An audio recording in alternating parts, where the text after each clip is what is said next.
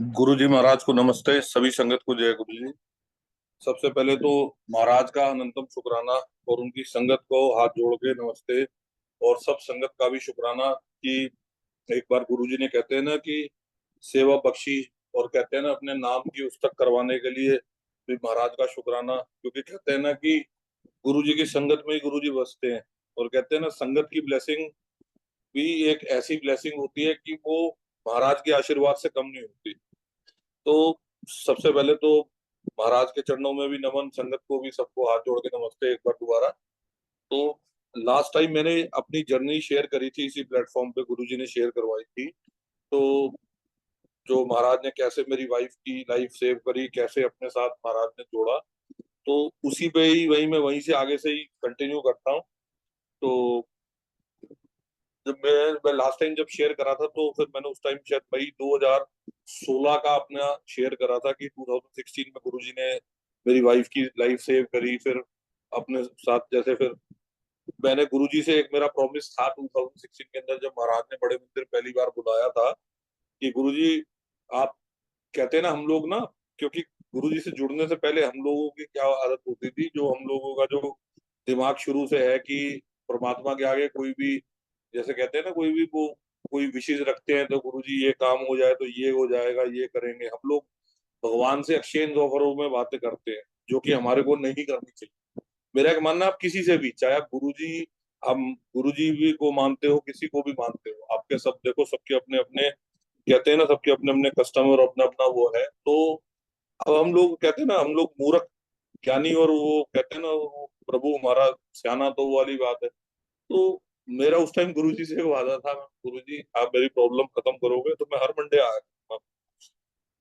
तो ऐसे ही फिर हमने जाना, वो सब कहते हैं कराने वाले भी वो सब बुलाने वाले भी वो सब, उन्हीं की लीला होती है। तो मैंने हर मंडे जाना गुरुजी के मंदिर, जाना अपना चाय प्रसाद लेना, महाराज के मंदिर में मत्था टेकना, और अपना अपना जो बिजनेस रूटीन होता था उस पर चले जाना।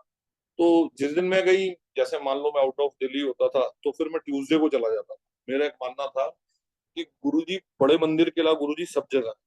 क्योंकि आप मंदिर भी बंद होता था ना, तो मेरे को ये होता था चलो मंदिर तक भी पहुंच गए ना, तो बाहर माथा टेकना। और उस टाइम शायद जो पुरानी संगत कोई जाती होगी उनको पता होगा कि शू स्टैंड बिल्कुल मंदिर के गेट के साथ होता था, और वहीं पे वाटर कूलर लगे होते थे जहाँ जहाँ से जल प्रसाद हमारे को मिलता था। तो जाना, मैंने माथा टेकना, जल प्रसाद पी लेना।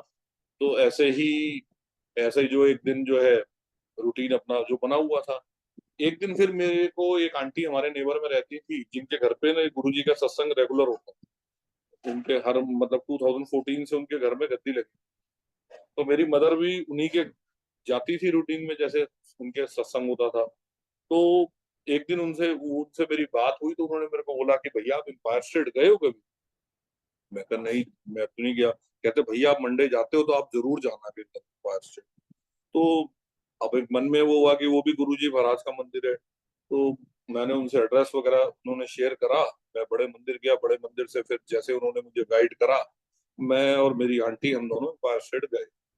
अब एम्पायर स्टेट जब हम एंटर करा, तो हम देख के एकदम कि ये भी दिल्ली की कोई जगह है ऐसी जो हमें नहीं पता, जो बिल्कुल छतरपुर के पास में है। हम लोग गए, हम लोगों ने जाके अंदर माथा टेका, तो वो जैसे संगत जो सबसे पहले गणपति महाराज की जो मूर्ति है वहां से एंट्री होती है, तो हमने फिर वो एक अंकल खड़े थे, हमने कहा अंकल वो गुरुजी का मंदिर, तो उन्होंने बताया कि आप नीचे चले जाओ। तो वो बेसमेंट में दो दो स्टेप्स उतर के वो था, तो हम लोग गए। तो संगत बैठी हुई थी, और संगत भी अच्छी हाई फाई संगत। तो हमको बड़ा एक औरा गुरु जी का शब्द गुरबानी चल रही, हम लोगों ने माथा टेका। तो जो अंकल गद्दी के पास खड़े थे उन्होंने मेरे को इशारा करा कि अंकल आप गुरु जी की गद्दी के साथ में बैठ जाओ इस साइड।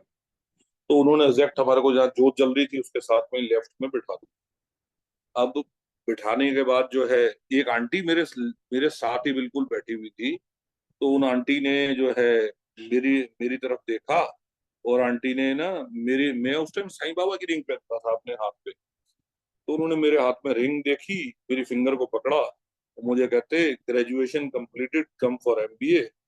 अब मैं ना बड़ा शौक सा, मैंने कहा गुरु जी की संगत आई है, ये पढ़ाई वढ़ाई की बातें कर रही है। तो मेरी आंटी ने भी मेरे से जैसे इशारे में पूछा। मैंने कहा पता नहीं मेरे को जो है, इतने में चाय प्रसाद आया, जो भी प्रसाद समोसा प्रसाद आया, हमने प्रसाद लिया, तो महाराज से आज्ञा ली और हम लोग बाहर। तो जहाँ शूज स्टैंड था वो, वहां हम अपने शूज वगैरह पहन रहे थे, तो इतने में वो आंटी आई, वो भी अपना स्लीपर उन्हें। तो मैंने उन आंटी को बोला, जय गुरु जी आंटी। आंटी, मैंने कहा aunty you are in education profession?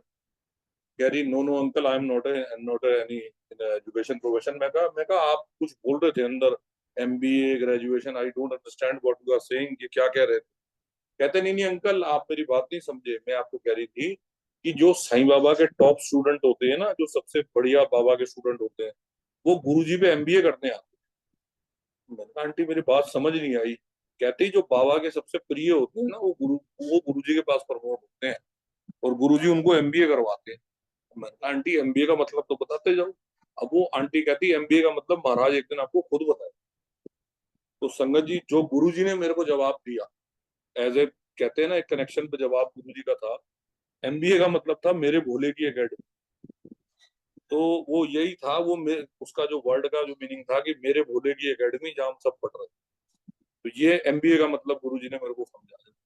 तो कुछ कुछ उस टाइम कहते हैं ना कि दिमाग में गुरुजी ने कुछ, कहते हैं कि जब गुरु आपका हाथ पकड़ता है ना संगत का, तो फिर वो जो हाथ पकड़ना होता है वो सबसे बढ़िया होता है। तो गुरुजी ने ऐसे फिर धीरे धीरे सत्संग में गई, बुलाना शुरू करवाया महाराज ने।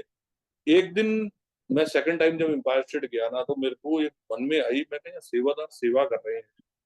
मैं गुरुजी, कभी मेरी सेवा भी कुछ, महाराज कोई सेवा मिले तो आपके मंदिर में या कहीं भी, मैं गुरुजी जरूर कोई मिले तो महाराज इस काबिल समझना, हमें कुछ बख्शना चाहिए।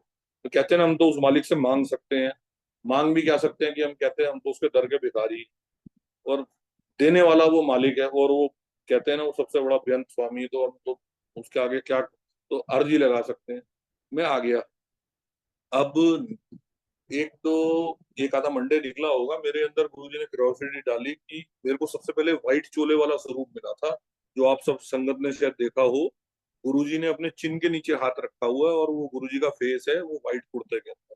वो मुझे फर्स्ट टाइम मिला, तो वो मुझे स्वरूप बड़ा पसंद है बहुत। वो तो मेरा मतलब, कहते हैं ना, दिल के कुछ, कहते हैं ना, करीब कुछ होता है। एक एक वो, और एक जो ये इस टाइम जो अंकल ने, करण अंकल ने जो लगाया हुआ ये ब्लैक चोले वाला, जिसे रॉक स्टार स्वरूप बोला जाता है। अच्छा, ये जो है वो स्वरूप मेरे को मिला, तो वो छोटा था मेरे को जो मिला। तो मेरे मन में आया, मेरे कहा ये ना यार, बड़ा स्वरूप मिल जाए तो बहुत बढ़िया।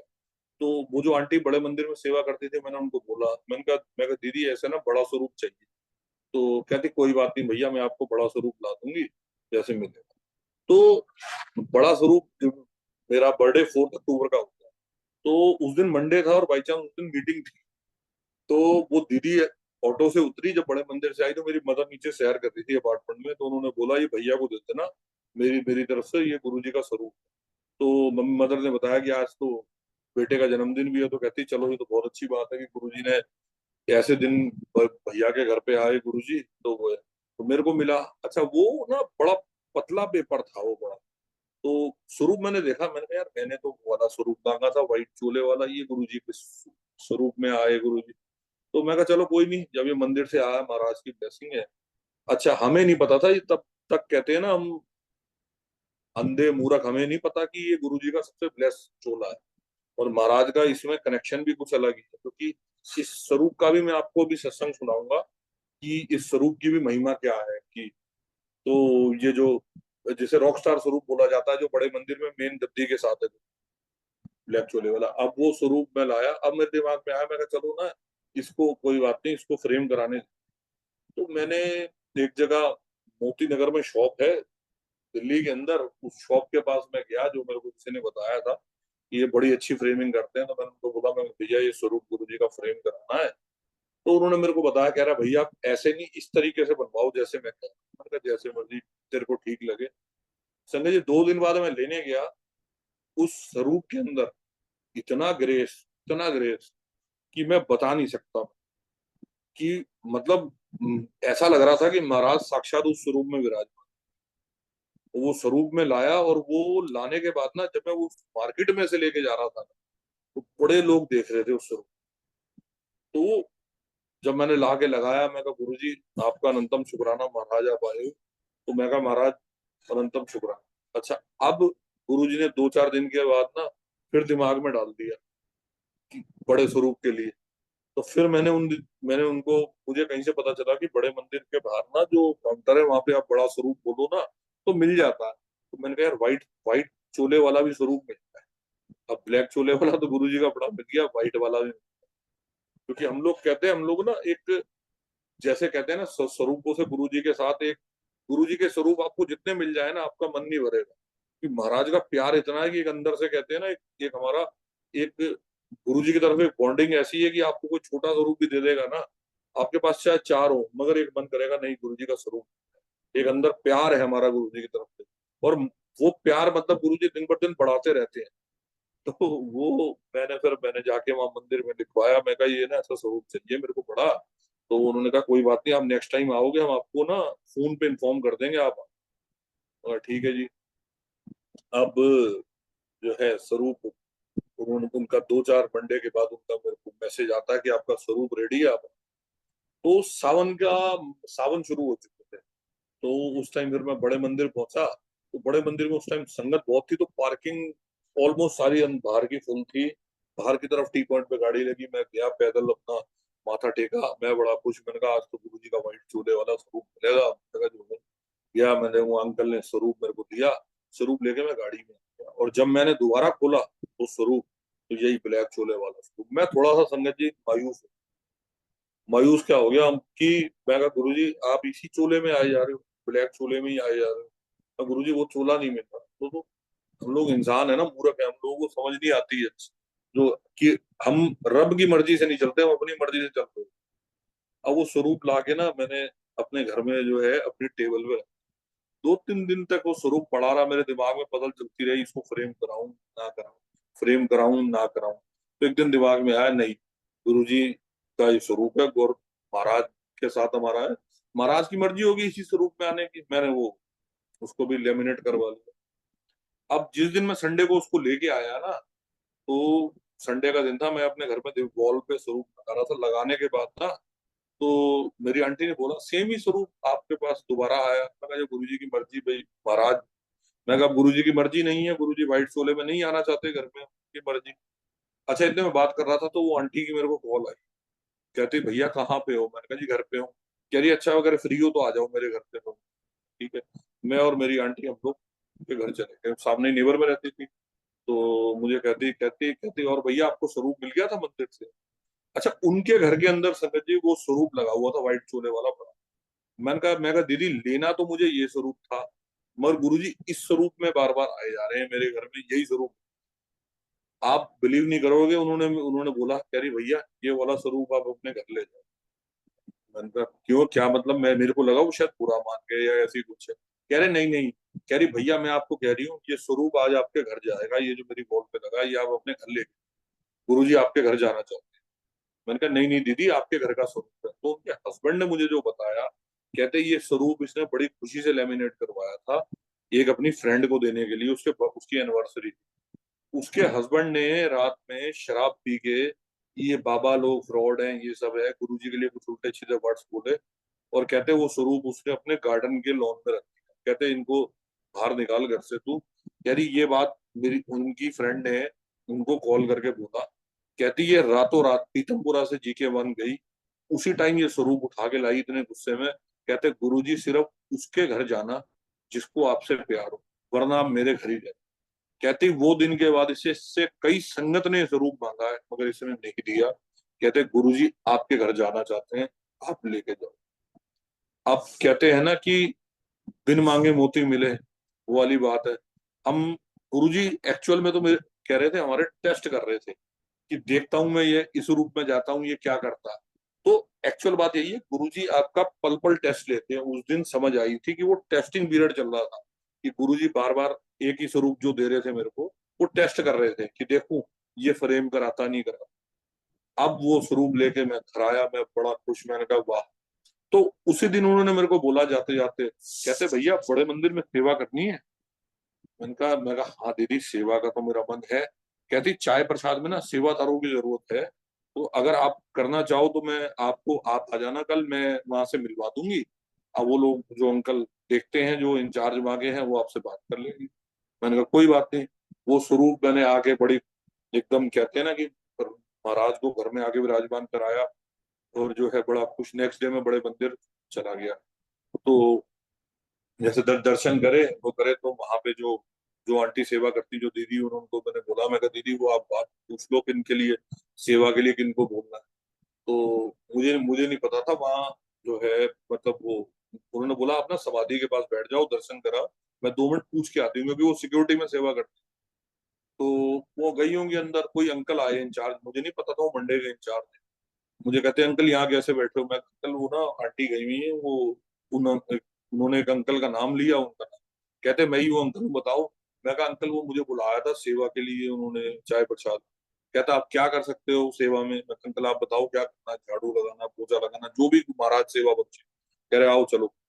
तो वो मेरे को ले गए, कहते रेगुलर आना पड़ेगा, जो जो उन्होंने अपने नॉर्म्स बताए कि इस हिसाब से फॉलो करना पड़ेगा आपको, संगत का ऐसे करना है। तो उन्होंने उस टाइम संगत जी सीन जो है, हॉल नहीं बना हुआ था 2017 के अंदर जो था ना, ये 16 और 17 की शुरुआत थी, तो उस समय लॉन के अंदर चाय प्रसाद होता था, जो गुरु जी के बिल्कुल दरबार के साथ। अब महाराज ने सेवा शुरू करवा दी अपने वहां पे जो है, वहां पे सीनियर सिटीजन में बिठा। तो गुरु जी ने फिर धीरे धीरे सेवा में भी लगा दिया महाराज ने।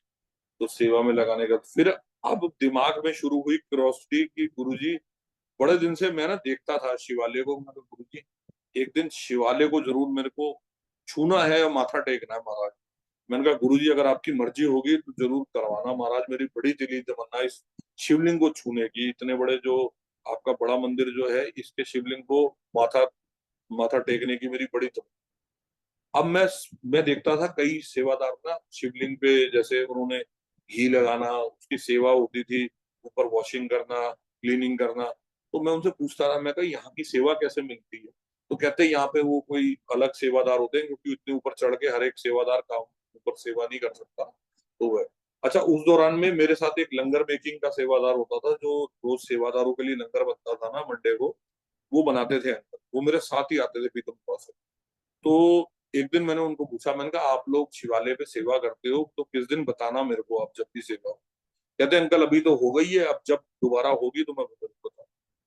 अच्छा, मंडे का दिन था, आई थिंक कोई बड़ा फंक्शन निकला था, मुझे एग्जैक्ट याद नहीं, आई थिंक बैसाखी या कोई फंक्शन, कोई कुछ महाराज का हुआ था। तो उसके बाद क्या होता है, जनरली संगत कम होती है उस मंडे को। तो हम लोग पहुंचे, तो मैं क्या देखता हूँ, मंदिर खुलने से 5-7 मिनट पहले वो अंकुर एक बकेट बकेट लेके शिवालय के वहां चढ़े हुए और ऊपर स्टेयर्स लगा रहे। और मेरे को लगा, मैं कहा वाह गुरु जी, मैं देख के कह रहा, मैं गुरु जी, मैं कहा मुराद तो मैं मांगता हूँ, मैं कहा गुरु जी पूरी किसी और की करते हो, मैं कहा महाराज, मैं कहा पता नहीं गुरु जी वही। तो उस टाइम दिमाग में ना एक शब्द आ रहा, इबादत करन नाल गल बनती है, किसी दी अज बनती है किसी दी कल बनती है। गुरु जी मेरे इबादत अभी कुछ कमी पेशी रह रही है, शायद महाराज जिस दिन बनेगी उस दिन आप देखना। तो समझ आई, मैं कोई बात नहीं। मैं अपना अपना जो है, हम अपना लोन में सेवा करने लगते। 10-15 मिनट के बाद हमारे मंडे के इंचार्ज आए, कहते हैं अंकल क्या कर रहे हो? मैं कहा अंकल मैं सीनियर सिटीजन का देख रहा हूँ। कह रहे आज ज्यादा संगत नहीं है, काम करो अपनी जगह किसी और को खड़ा करो, और आप ना मेरे साथ चलो। मैं कहा ठीक है जी। मैं उनके साथ जो है बड़ी किचन तक आया, उन्होंने बोला अंकल ये एक नया नया वाइपर ले लो, एक नया कपड़ा ले लो, और एक बकेट ले लो साफ, उसके अंदर पानी भर लो, और यहाँ से म्यूजिक रूम से होते हुए ना ऊपर शिवालय पे चले जाओ, और आपको ऊपर जाके शिवालय साफ कर। अब मुंह से क्या कहें संगत जी, बस कहते हैं ना जैसे वर्ड्स नहीं होते शुक्राने के गुरु जी के। तो बस महाराज का नाम लेके ऊपर तक पहुंचे। वहां सारे सेवादार नीचे खड़े हुए, तो मैंने कहा, उन्होंने बोला शिवालय साफ कर। तो कहते जी हमारे में से तो किसी की हिम्मत नहीं हुई ऊपर चढ़ने की, क्योंकि उसमें 2-3 सेवादार नए थे। कहते हैं अंकल हमें नहीं पता ऊपर तक चढ़ा कैसे जाए। अगर आप लोग सब बड़े मंदिर गए तो देखा हो कि जो शिवालय बना हुआ है ना, उसके आसपास कोई स्टेयर्स नहीं है यूं चढ़ने की। तो उसका तरीका क्या है कि एक जना सीढ़ी पकड़ता है और दूसरा चढ़ता है, और जो शिवालय का कर्वेचर बना हुआ है, जो पूरी यूनी है, उनमें से एक पार्ट को पकड़ लेता है।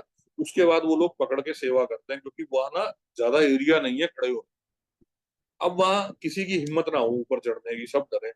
मैं कहा कोई बात नहीं, मैं चढ़ता हूँ। कहते हैं अंकल ध्यान रखना, अगर गिर गए तो छोड़ दो। मैं कहा जब गिरेंगे तो तभी गुरु जी के चरणों में जाना है, जो है महाराज ने। मैं लेके गुरु जी का नाम, तो गुरु जी का आशीर्वाद लेके हम तो चढ़ गए सीढ़ी पे। अब ऊपर जाया, सबसे पहले तो शिवालय को छुआ, माथा टेका, महाराज का शुक्राना करा। फिर गुरुजी ने जो है पूरा शिवालय गुरुजी ने अच्छी तरह वॉश करवाया। वॉश करवाने के बाद पूरा क्लीन करवाया, वॉश करा के फिर जो मैंने जो संगत जी असली चीज जो देखी, वो मैं सब आप लोगों से शेयर करता हूँ। ये भी गुरुजी का एक तरीका था कई चीजों का जवाब देने का। अगर आप लोग अंदर दरबार में गए हो तो दरबार के अंदर आप ध्यान से देखना, जो शिवलिंग के अंदर का सर्कल एरिया है उसके अंदर आप देखना, आपको विंडोज दिखेंगे। और वो विंडोज अप्रोक्स 14 विंडोज हैं अगर आप उसको गिनोगे। और 14 में से 12 विंडोज खुलती हैं, और वो 12 विंडोज शिवलिंग के अंदर खुलती हैं। और वो विंडोज की जो डायरेक्शन है ना, जो शिवलिंग के अंदर खुलती हैं, वो किसी की एक राइट है, किसी की लेफ्ट है, किसी की ऑपोजिट साइड है।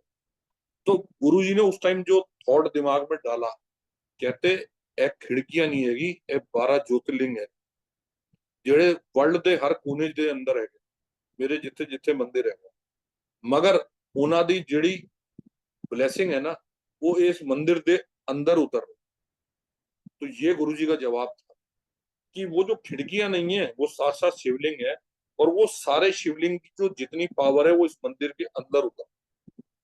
तो ये चीज उस दिन गुरुजी ने पहली बार समझाई। तो बड़ा खुश मैं बहुत, मतलब। और उसके बाद भी महाराज ने 2-3 बार सेवा बख्शी शिवालय धोने की। और मैं कहते हैं ना, आप गुरु से गुरु गुरु को मांगो, और गुरु जी से, गुरु जी जो कहते थे ना कि अच्छी चीज मांगो जो हमें मांगनी नहीं आती। एक्चुअल में बता दूं, हमारे को संगत को मांगनी नहीं आती। और अगर आप मांगते हो ना, तो रब आपकी सुनवाई बड़ी जल्दी करता है। तो ऐसे गुरु जी ने शिवालय धुलवाया, बड़ा कुछ जवाब दिलवाए। फिर जो था ना, नीचे का हॉल बना दिया, जो जहाँ पे जिस टाइम जो प्रसाद का हॉल बना हुआ है, वो नया नया नया बना था उस समय, 2017 में। तो फर्स्ट जो बड़ा फंक्शन था वो शिवरात्रि। अब शिवरात्रि पे हमारे को सेवा मिली कि हम लोग थे लंगर मेकिंग। तो लंगर मेकिंग में हमारी सेवा थी चपाती प्रसाद के ऊपर घी लगाने। तो हमें उन्होंने एक वो दिया हुआ था कि इतनी चपातियां बननी है, और इस पे इतना घी लगा के आपको फॉइल के अंदर पैक करके रेडी रखनी है, क्योंकि संगत का फ्लो काफी। हमें जो उन्होंने बताया हुआ था, जितना भी जो जो भी एक्सप्रोप्रिएट लंगर का या थाली का जो भी उन्होंने काउंटिंग दी हुई थी, उस हिसाब से हमने उतना रेडी कर दिया। 7:15 के, 7:15 7:30 के आसपास हम लोग फ्री हो गए। तो मेरी बड़ी तमन्ना थी उस दिन की, मैंने कहा आज ना शिवरात्रि है, तो मैं गुरु जी के मंदिर में जो दरबार में जाके ना 5 मिनट खड़े होके महाराज के आगे हाजिरी लगाऊं। अब मगर उस दिन ये भी था कि आपको लोगों को पता है कि शिवरात्रि में संगत कितनी होती है, और ये बड़ा इम्पॉसिबल होता है कि आप इतने बड़े फंक्शन के अंदर दरबार में आपको 1 मिनट भी खड़े होने को। तो खैर, कहते हैं ना, हम तो अर्जी लगा सकते हैं मालिक से। तो मेरे साथ जो एक अंकल थे मंडे वाले, मैंने उनको बोला, मैं कहा चलो आओ दरबार की तरफ चलते हैं, संगत तो है, देखते हैं, धीरे धीरे चलते हैं। तो हम लोग जाने लगे ना, तो इतने में मंत्र जाप शुरू हो गया। हमने कहा नहीं, अब तो आरती होगी, फिर जो है संगत, जो पुरानी संगत आई हुई वो अपनी जर्नी शेयर करेंगी कुछ ना कुछ। तो मैंने कहा अपने, तो मैंने कहा आज नंबर नहीं है। तो मंत्र जाप चल रहा था, चलते चलते ना उस टाइम फर्स्ट फ्लोर का पोर्शन भी बना था, और ऊपर कोई छत वगैरह डली थी, नॉर्मल शीट शेड डले थे उस हॉल के ऊपर जो रेडी हुआ था नया प्रसाद का हॉल, जो जहाँ आप सब लोग इस टाइम जाते हो, जहाँ आप सब लोग लंगर करते हो सुंदर। अब हम लोग वहाँ गए ऊपर, फर्स्ट फ्लोर पे आरती शुरू हो गई शिव जी की, जो जय शिव ओमकारा। मैं देखूं शिवलिंग की तरफ मेरा ध्यान गया, तो शिवलिंग के ऊपर जैसे कोई साया हिलता है ना, कि राइट कभी लेफ्ट, कभी लेफ्ट कभी राइट, मुझे लगे भाई कुछ तो है जो शिवलिंग के ऊपर दिख रहा है।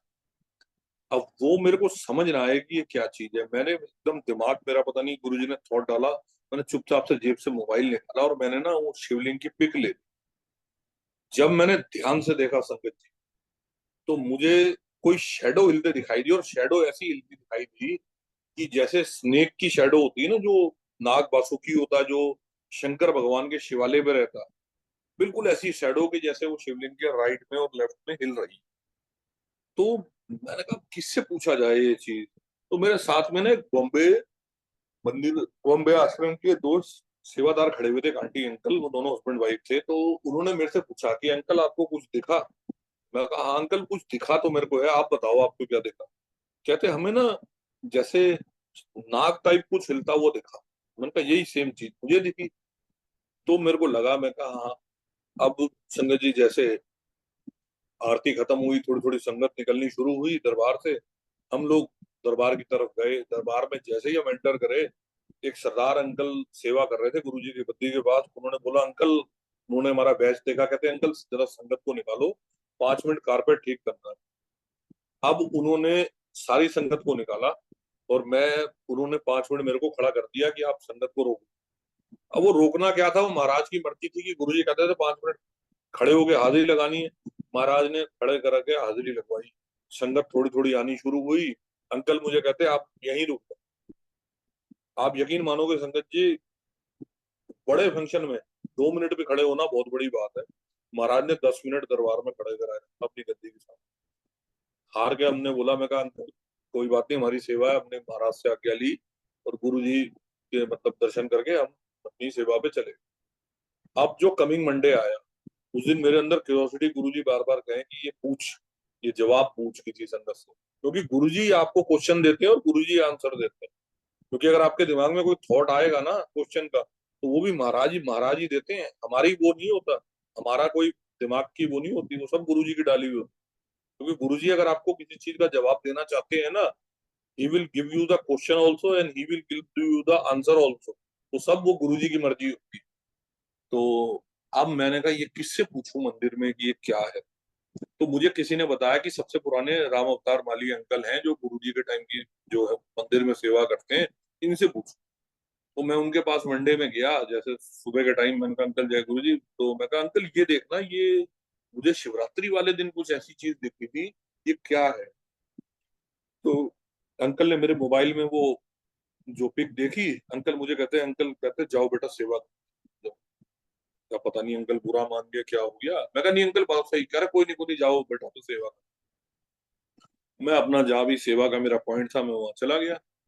अंकल 10-15 मिनट 20 मिनट के बाद आए, कहते बेटा एक काम करो, आप मेरे साथ चलो जरा एक जगह चलना। मैंने कहा कहाँ चलना है। कह रहे एक तो साफ साफ कपड़ा ले लो, पोछा ले लो और अपना झाड़ू ले लो। मैं कहा ठीक है जी। तो जो मेरे इंचार्ज थे मैंने उनको बोला, मैं कहा अंकल मैं वहां सेवा के लिए अंकल के साथ जा रहा हूँ। कहते ठीक है। तो किचन के ऊपर ना एक स्टोर रूम बना हुआ, बड़े किचन के ऊपर, जहाँ मैंने देखा शिव पुराण रखी हुई है मंदिर की, जो मंदिर की संगत को डिस्ट्रीब्यूट की जाती है। गुरु जी के स्वरूप, गुरु जी के लॉकेट, गुरु जी के पेन्स। अच्छा पेन्स भी संगत जी, जो गुरु जी के ऐसे जो पार्कर के पेन, स्पेशल एडिशन के, जिसके ऊपर ब्लेसिंग ऑलवेज लिखा हुआ, मैं बड़ा, ये भी ब्लेसिंग है। और गोल्ड प्लेटेड गुरु जी का स्वरूप, लेमिनेटेड, जो दुबई से आए हुए। अब मैंने उनसे पूछा, मैं कहा मालिक काका ये कब बटता है। कहते ये गौरव अंकल देते हैं, जैसे कोई संगत आती है, कोई कोई ब्यूरोक्रेट्स आता है तो वो, और कुछ कभी किसी संगत में जैसी आज्ञा होती है गुरु जी की, वो शिव पुराण वगैरह डिस्ट्रीब्यूट होती है, स्वरूप होते हैं, तो तब ये यहाँ से स्टोर से निकाल के डिस्ट्रीब्यूट। तो अंकल ने बोला बेटा आज ना शिव पुराण का टेम्पू आया है, शिव पुराण की आई है 2-3-4 बॉक्सों में टेम्पू में। तो वो आप टेम्पू से बाहर अनलोड हो गई है, आप उठा के ले आओ और यहाँ पे प्रॉपर तरीके से लगा दो। तो उन्होंने मेरे को बोला, शिव पुराण आई वो, जो बड़ी बड़ी शिव पुराण थी, उन्होंने मेरे को प्रॉपरली बोला और क्लीन करके जो है, मैंने जैसे जैसे अंकल ने बताया मैंने क्लीन करके सारी शिव पुराण रख दी। और सारा सब, वो सारा जो भी वहाँ वेस्ट जो था, जो पेपर वगैरह जो भी बॉक्सेस पड़े थे, सब जो वेस्ट है सारा क्लीन करके पूरा पोछा लगा के सारा साफ कर दिया।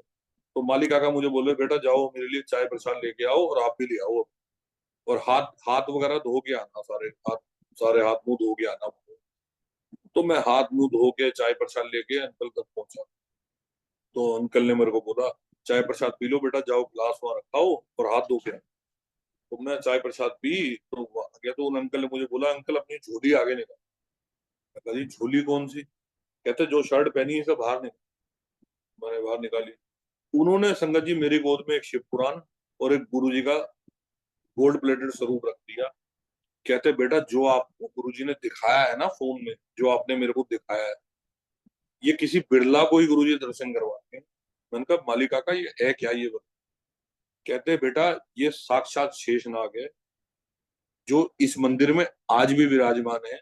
गुरुजी की संगत ने, की जो पुरानी संगत है, उन्होंने नाम बताए थे जैसे कमलेश आंटी, एक दो संगत और, कहते हैं उन्होंने साक्षात इसके दर्शन करे हुए हैं, और ये साक्षात लाइव है इस मंदिर गुरु जी के। कहते हैं महाराज ने आपको उसके दर्शन कराए हैं, गुरु जी ने आपको एडमिशन दे दी है, और अब आपका टाइम आ गया शिव पुराण पढ़ने का। तो अब शिव पुराण पढ़नी शुरू कर दो, और बस आगे बाकी गुरु जी आपको समझा देंगे टाइम टू टाइम। अब इतनी बात तो संगत जी समझ आ गई कि शिव पुराण गुरु जी ने दी। अब मैंने बोला जी ये शिव पुराण में हाथ लेके जाऊंगा तो मुझे कोई रोकेगा नहीं ये मंदिर में? कहते नहीं, आपकी तरफ कोई देखेगा भी नहीं, आप जाओ और इसे अपनी गाड़ी में रखो। संगत जी मैं 20 संगत में से वो शिव पुराण और वो गुरु जी का स्वरूप लेके बाहर तक गया, मुझे किसी ने नहीं रोका, ना किसी ने पूछा आप क्या ले जा रहे हो क्या नहीं ले जा रहे हो। मैं सीधा अपनी गाड़ी में रखा, महाराज का शुक्राना करा। अब वो जो शिव पुराण का जो साइज था ना, वो देख के मेरे को थोड़ा हुआ। और दूसरी बात, हिंदी मेरी जरा शुरू से ही बड़ी वीक रही है, क्योंकि इंग्लिश मीडियम स्कूल के पढ़े हुए हिंदी में मेरा जरा हाथ शुरू से ही बड़ा तंग सा था। तो मेरे से तो वो शिव पुराण क्या पढ़ी जानी थी। मैंने अपनी मदर को बोला, मैं जाके स्वरूप तो मैंने रख लिया, मैं कहा मम्मी गुरु जी ना आपके लिए शिव पुराण भेजा। मैंने अपनी मदर को दे दी। अब गुरु जी ने अगर आपसे कोई चीज करवानी हो ना, तो महाराज आपसे करवा के रहे। अब जितने मर्जी नाना कर लो, गुरु जी ने वो काम करवाना है। अब हफ्ता 8 दिन निकला होगा, एक आंटी जो कि एडवोकेट है, वो जल प्रसाद में सेवा करती थी दोपहर की शिफ्ट में मंडे को। मैं मेरी सेवा से मैंने आज्ञा ली, तो आंटी की सेवा दोपहर में शुरू होती है। आंटी आ रही थी, तो आंटी मुझे मंदिर की पार्किंग में मिलेगी। कहते रितिन अंकल कहाँ जा रहे हो? मैं कहा आंटी घर जा रहा हूँ। कह रहे ब्लेसिंग तो लेते जाओ गुरु जी। क्या कौन सी ब्लेसिंग? उन्होंने मेरे हाथ में ना दो छोटी शिव पुराण रख दी। कहते अंकल एक आपके लिए एक आपकी मम्मी के लिए गुरु जी ने। अब मैं शौक कि मेरे लिए तो समझ में आती है, मम्मी के लिए? गुरु जी को पता था कि इसको अब मैं फिर दूंगा, ये फिर अपनी मम्मी को दे देगा। अब वो उस दिन के बाद हो गए कान खड़े कि गुरु जी का कोई ना कोई आदेश है, या कुछ ना कुछ महाराज कराना चाह रहे हैं। अब संगत जी वो जो शिव पुराण थी, मैंने फर्स्ट टाइम पढ़नी शुरू कर, और मैं पढ़ता था नाइट में, जब कोई कोई डिस्टरबेंस नहीं होती थी, कोई आपको परेशान करने वाला, कहते हैं ना जब कि रात के टाइम आपको कोई परेशान नहीं करता, और अब अपने सारे सारे जितने भी काम से फ्री हो चुके हो, तो मैं सोने से पहले पढ़ता था। अब धीरे धीरे जब मैं वो पढ़ने लगा ना हिंदी की, तो थोड़ी थोड़ी जैसे भी कहते हैं ना टूटी फूटी जैसे भी पढ़नी शुरू करी, तो धीरे धीरे समझ आनी शुरू हुई। क्योंकि मैं ना गुरु जी से जुड़ने से पहले देवों के देव महादेव सीरियल देखता था पूरा, ऑलमोस्ट मैंने पूरा देखा है। और वो अगर आप लोगों को याद हो लाइव होके पे आता था, तो उसमें वो पूरा शिव पुराण पे बेस्ड। तो 15-20% तो शिव पुराण मुझे समझ आई फर्स्ट टाइम में। तो मैंने 4 महीने में पूरी पढ़ ली। अब जब पढ़ ली तो उसके बाद में गुरुजी ने फिर से क्रॉसरीडी डाली, पढ़ो। अब जो है वो गुरुजी ने वो रूटीन पढ़वाना शुरू करवा। तो इसके एक अध्याय के अंदर एक लाइन है जो कहते हैं कि जब शंकर भगवान गुरु रूप में धरती पे आए, तो महाशिव, जिन्हें जिन्हें हम महाशिव बोलते हैं, क्योंकि उसमें जो है ना वो बोला हुआ है, तो उसको महाशिव नहीं, उनको शिव पुराण में सदाशिव बोला हुआ है। Sadashiv is mainly known as Mahashiv, वो एक ही वर्ड है। तो अब उसके अंदर ये है कि जब वो कलयुग में धरती पे अवतार लेके आएंगे, तो उनका वजन धरती नहीं झेल पाई। तो आप सब लोगों को पता होगा कि गुरुजी जब चलते थे, तो वो जमीन से ऊपर चलते थे, उनके पैरों में मिट्टी नहीं लगती थी। प्लस उनके जो है उनकी बॉडी से फ्रेग्रेंस आएगी। ये सब शिव पुराण की लाइन है। और एक नाम उनका निर्मल भी होगा, तो गुरु जी का नाम निर्मल सिंह था। तो ये चीज समझ आई कि वाकई में ही जो महाशिव है वो गुरु जी है। धीरे धीरे ये चीज समझ नहीं आई, उसमें कई चीजें गुरु जी ने थॉट्स क्लियर कराए।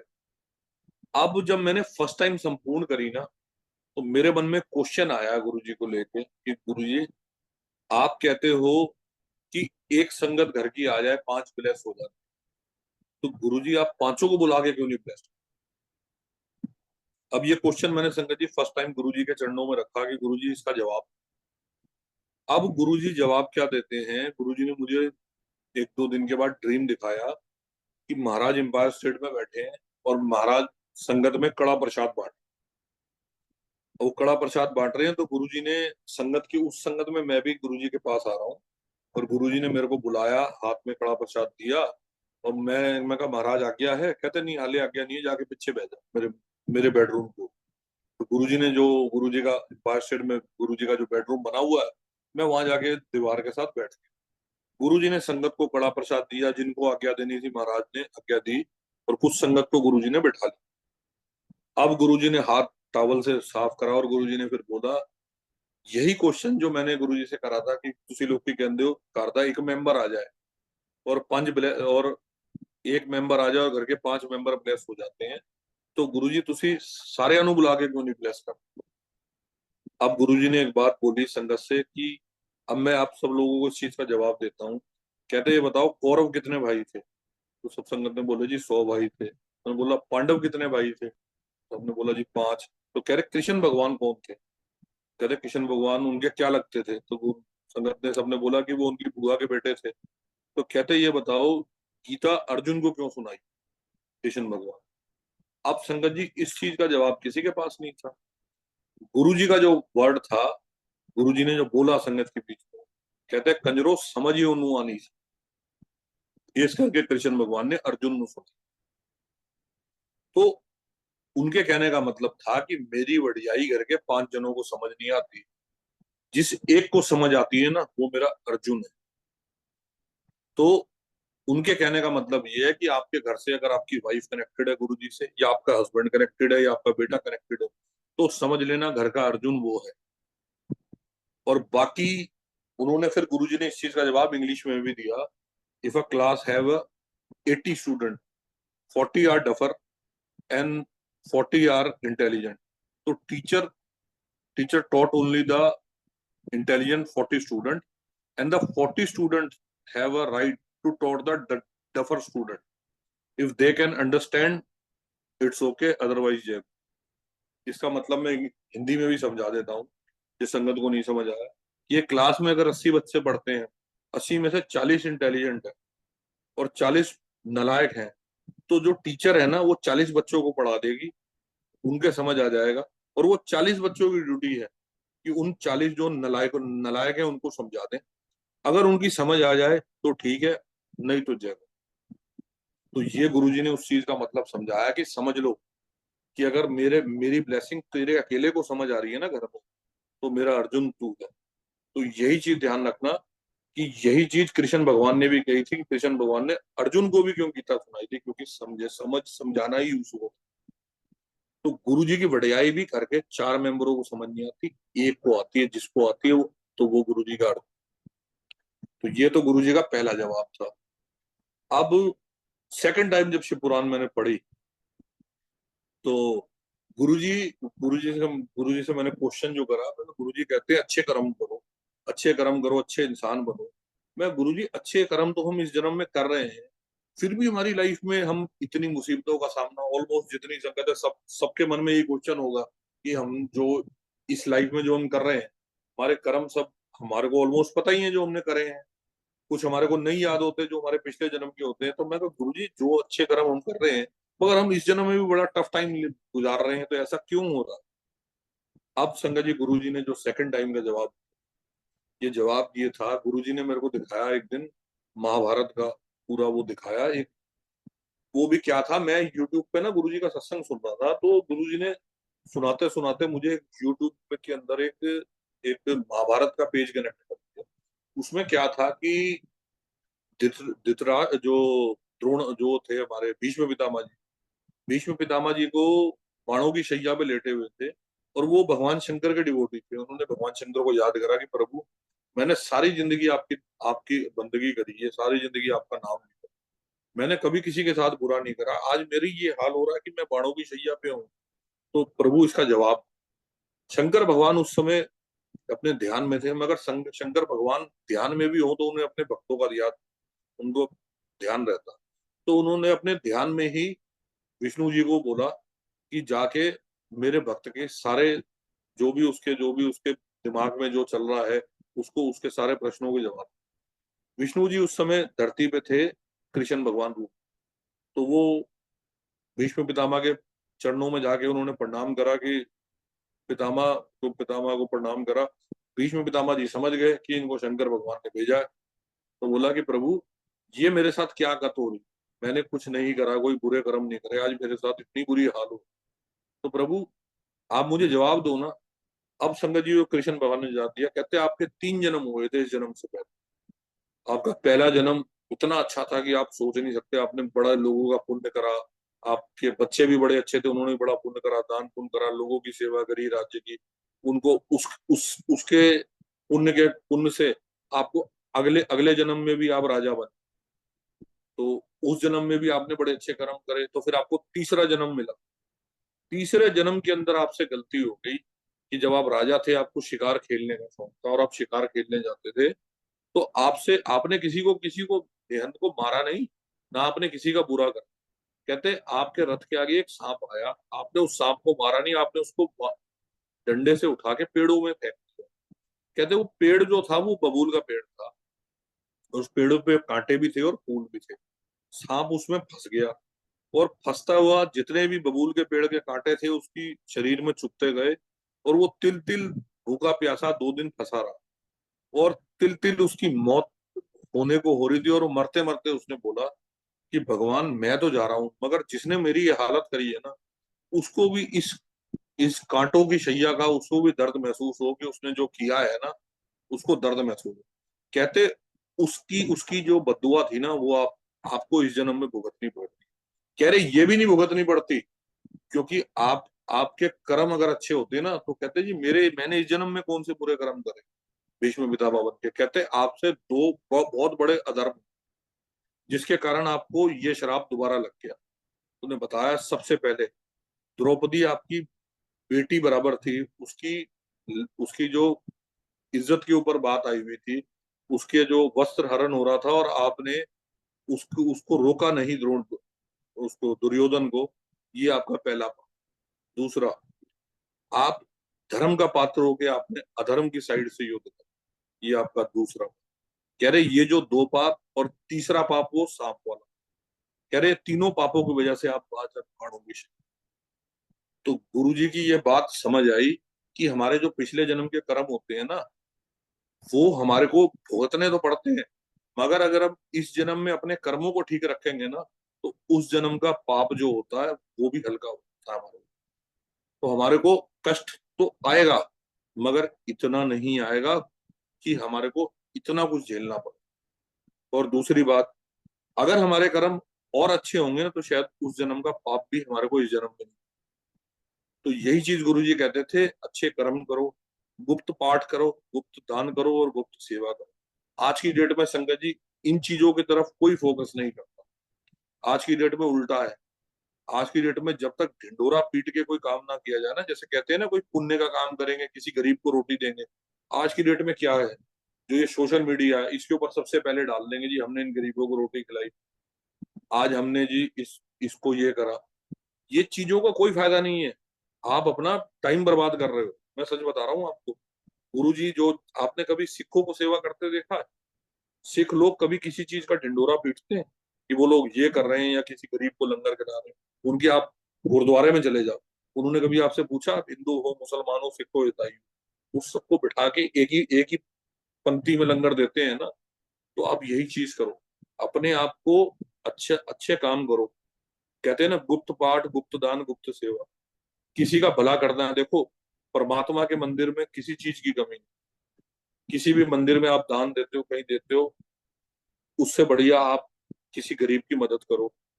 कोई बेचारा, जिसके जो बेचारा कोई ऐसा बंदा है जो कि कोई कोई ऐसा जना है जिसके पास दवाई के पैसे नहीं, उसके उसके घर में दवाइयाँ। कोई आपकी मेड है जिसकी बेटी की शादी होनी है, उसकी शादी करो।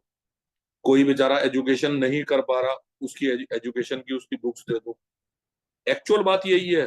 परमात्मा को हम कुछ नहीं दे सकते। हम गए ना, हमने जाके इतने पैसे चढ़ा दिए, अरे उस रब का दिया हम उसको दे सकते हैं? हम तो खुद भिखारी हैं। वो उसके उसके कहते हैं ना, उस मालिक की शरण, उस मालिक के दिए हुए तो हम जी रहे हैं। हम उसको क्या दे सकते हैं? ये चीजें समझने वाली हैं बड़ी डेप्थ में। आप लोग कभी आराम से बैठ के ये चीज सोचोगे ना भाई। मैं आपको अब इस चीज पे एक छोटा सा उदाहरण भी सुनाता हूँ। एक कुत्ता था, उसको एक साधु देख के ना बड़ी बड़ी तेज तेज बोला।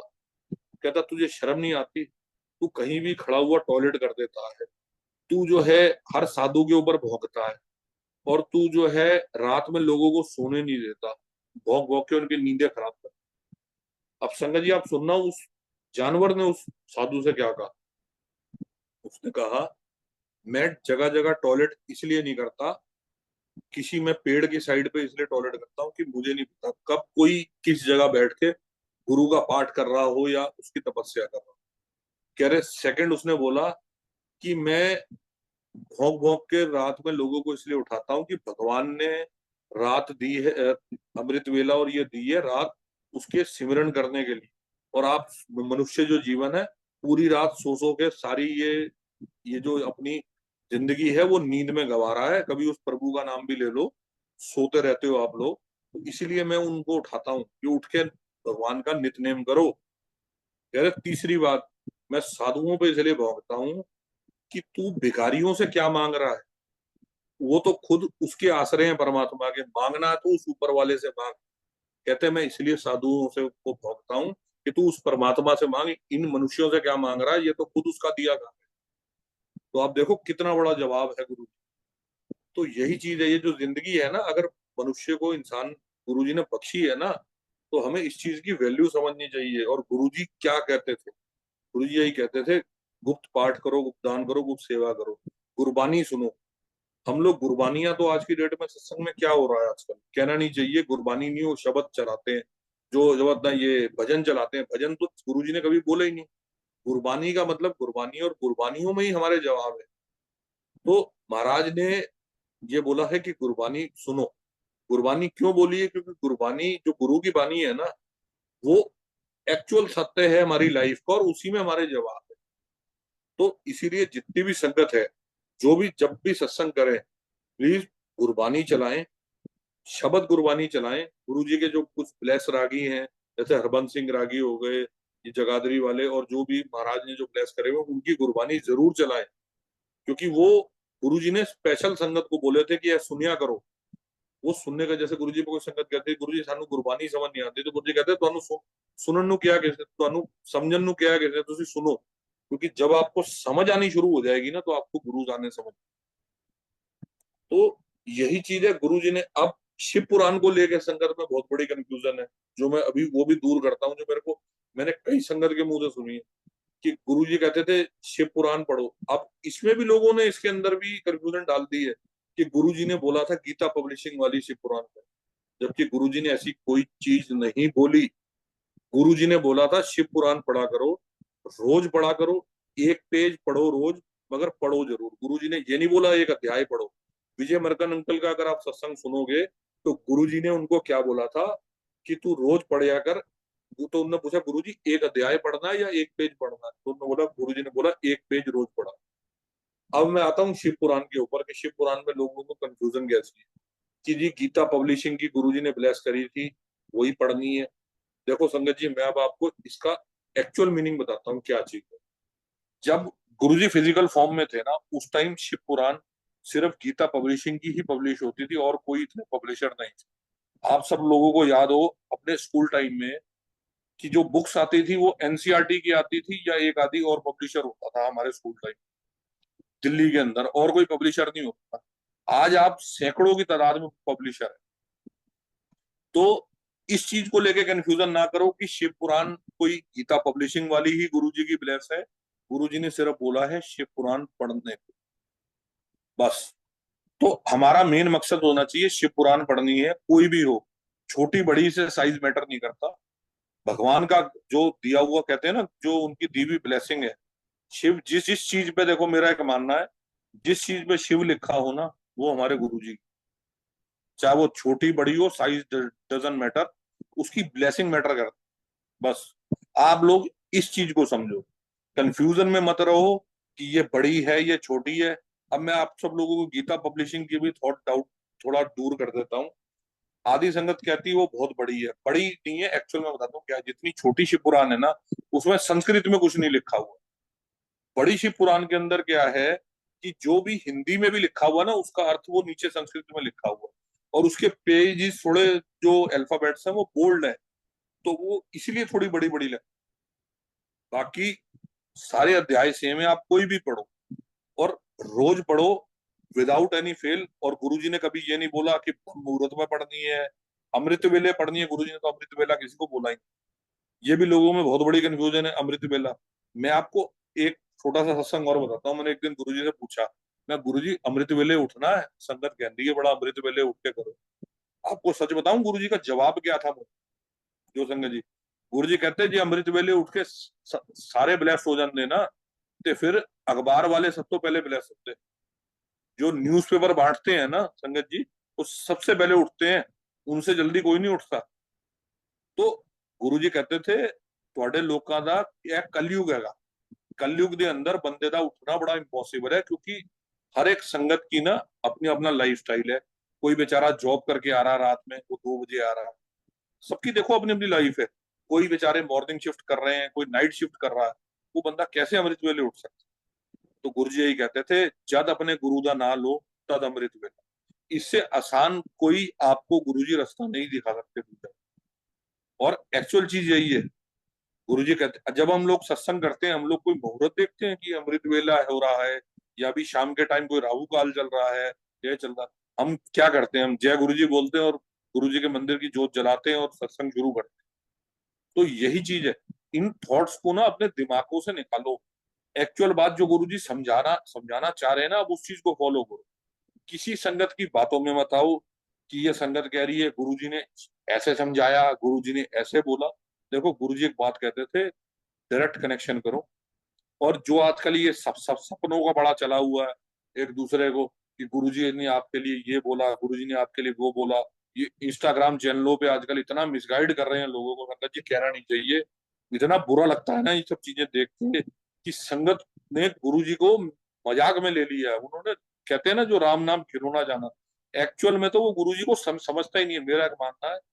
गुरुजी ने जिसको कुछ समझाना होता है ना, और जिसको गुरुजी समझ आने होते हैं, उसे 10 मिनटों में गुरुजी बड़ा कुछ समझा देते हैं। वरना 10-10 साल वो टकरे मारता रहता, उसे कुछ नहीं समझ आता। तो आप सब लोगों ने गुरुजी के कुछ वीडियोस देखे होंगे। जब गुरुजी आते थे, गुरुजी बैठते थे अपनी गद्दी पे, तो संगत आती थी। किसी किसी संगत के आगे गुरुजी हाथ जोड़ रहे होते, तो किसी किसी संगत को गुरुजी हाथ से यूं विदा कर रहे होते कि जाओ जाओ। गुरुजी अपनी संगत को ना सामने देखते ही उसको एक्सरे गुरुजी के आगे सब चीज की आ जाती है। कौन कितना कनेक्टेड है ना गुरुजी से, ये गुरुजी को पता है। और गुरुजी ने यही चीज बोली थी अपने चोला छोड़ने से 10 दिन पहले एक पुरानी संगत को, कि पुरानी संगत जाने वाली है, नई संगत आने वाली है। ये जो पुरानी संगत जो बैठी है ना, जो अपने कॉलर ऊपर करती है कि हम गुरु जी से खाते थे, हम गुरु जी से पीते थे, कहते एक दिन इनके अंदर इतना एटीट्यूड आएगा ना, जैसे पेड़ों से फल टूट टूट के गिरते हैं ना, ऐसे गिरे। इनको कोई नहीं पूछेगा। क्योंकि एक्चुअल चीज है, जब आप गुरु जी की ब्लेसिंग सिर पे चढ़ा लेते हो ना अपने, और आप अपने आप में आपको ईगो आनी शुरू हो जाती है। मेरे वर्ड्स को संगत जी देखना, कोई मैं जो आपको बोलना चाह रहा हूँ, आप उस चीज को अंडरस्टैंड करो। कि जब आपके अंदर आपके गुरु को लेके ईगो आ जाती है ना, कि हमें तो गुरु जी ने बड़ा ब्लेस कर दिया, हमारा तो हम टॉप पे हैं। आप सब लोगों का सबसे गलत दिमाग डिसीजन ही वही होता है, कि आप उस चीज को, गुरु जी की ब्लेसिंग को ईगो में ले लेते हो। महाराज से जुड़ोगे ना, और महाराज आपको ब्लेस कर रहे हैं, तो हमेशा अपने पैर जमीन पे रखना। आप उस ब्लेस, क्योंकि गुरु जी जितना ऊपर चढ़ाते हैं ना अपनी संगत को, उससे जल्दी नीचे भी उतारते हैं।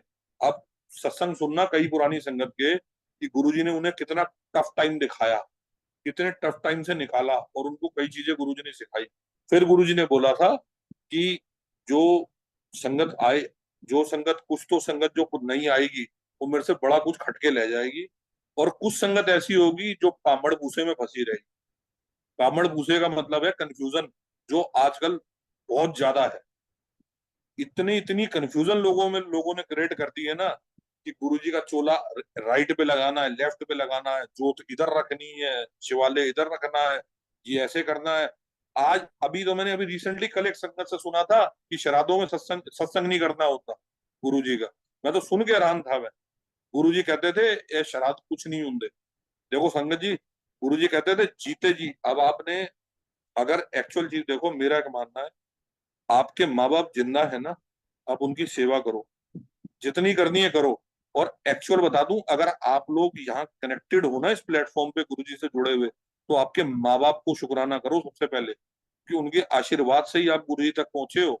उनके अच्छे कर्म है जो आप गुरुजी तक पहुंचे हो। सबसे पहले अपने माँ बाप की सेवा करो, अच्छे कर्म करो, किसी को नाजायज तंग ना करो। कोई भी आपके पास कोई भी पेट है या कोई भी, जैसे गाय हो, लवारिस हो, कोई डॉग्स हो, स्ट्रीट डॉग, उनको खाने को दो। मैं कहता हूँ रब आपका वैसे ही खुश हो जाएगा आपको। कोई कहते हैं ना कि नित्य नेम, और ये गुरुजी माला फेरने को मना करते थे, गुरुजी कहते थे माला फेरने से घमंड। और गुरु का नाम कभी भी, कोई भी भगवान का नाम, मेरा तो एक बचपन से ही थॉट होता था कि भगवान का नाम गिन के नहीं लिया जाता। जब आप उन गुरुजी से मांगते हो, गिन के मांगते हो कि गुरुजी हमें इतना दे दो, इतना मत देना, तो अपना रब का नाम गिन के क्यों लेना। ये जो आज की डेट में आता है जी, शिव जी का नाम 108 बार दो। कई संगत तो ये बोलती है जी आप 7 बार बड़े मंदिर जाओ आपका काम हो जाएगा।